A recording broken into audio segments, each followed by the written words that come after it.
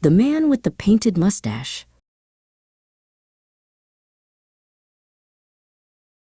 Once, in a world of black and white movies and crackling radios, there lived a man who was a master of laughter.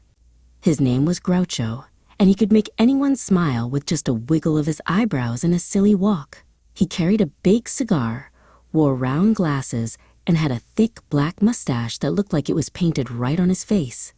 Because it was. But Groucho wasn't born with a mustache and a cigar. He was born a boy named Julius, one of 5 brothers crammed into a noisy apartment in New York City. Their mother, Minnie, knew her boys were special.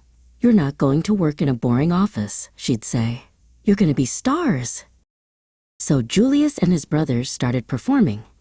They sang songs and told jokes on small creaky stages in a show called vaudeville. Sometimes the audience threw tomatoes if they weren't funny. Julius learned he had to be quick and clever to make people laugh. One night, Julius was in a hurry to get on stage.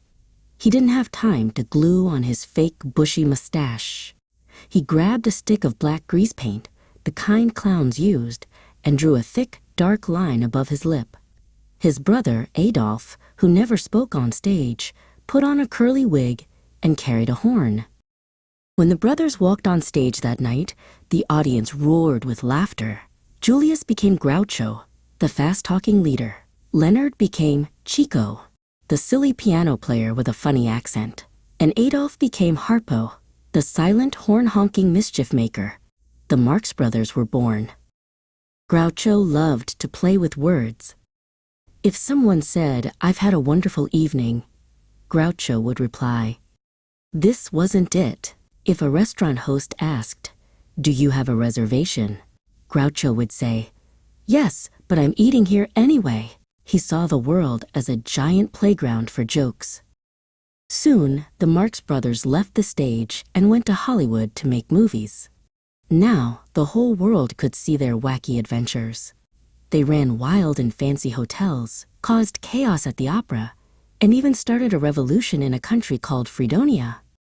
Groucho's mind was as fast as a race car. He became the host of a TV show called You Bet Your Life. People would come on the show to answer questions, but mostly they came to trade jokes with Groucho. He'd find something funny about anyone, no matter who they were. He once said, "A laugh is like an aspirin, only it works twice as fast." He believed that laughter was the best medicine for a gloomy day. He spent his whole life mixing up that medicine with a dash of silliness, a spoonful of clever words, and a whole lot of brotherly love. So if you ever see an old black and white movie with a man walking like a crab, wiggling a cigar, and firing off jokes like a cannon, you'll know you found Groucho, the boy named Julius who, along with his brothers, painted the world with laughter.